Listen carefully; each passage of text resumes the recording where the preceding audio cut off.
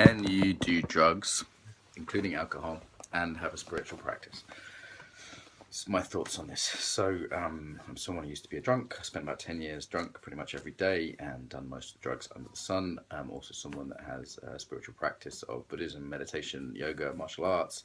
Pretty in depth in that. I teach embodiment, which has a spiritual element to it, many of you know.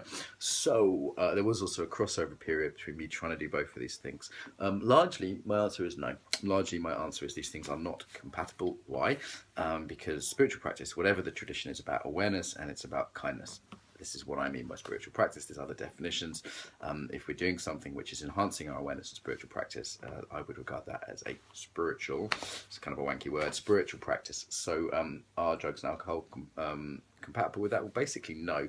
Now, that's not to say there isn't some cases where this might be the case. I don't want to demonize anyone who does drugs and alcohol. You know, I've been there, I get it. There are rare cases where hallucinogen use, ethnogen use might be actually awareness enhancing. Do people get kinder when they're drunk? I don't see that. Do people get kinder after smoking lots of weed? Well, they maybe get less violent. There's a case there. But generally, I don't see them contributing in the world in a more positive way. If I'm honest, do you? Just be honest with your experience. You know, when someone's being unpleasant, they're usually drunk. I usually see that in Britain all the time. Ask any police or ambulance officer, they would agree about this.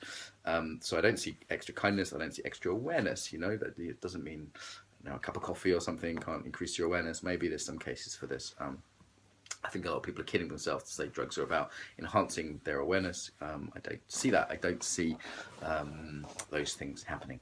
So I said, with the exception of occasional hallucinogen use, perhaps, which I think can be mind opening, you know, but even then, there's this one which says, would you let someone drive your car if they were on acid? Probably not. Why? Because their awareness is reduced.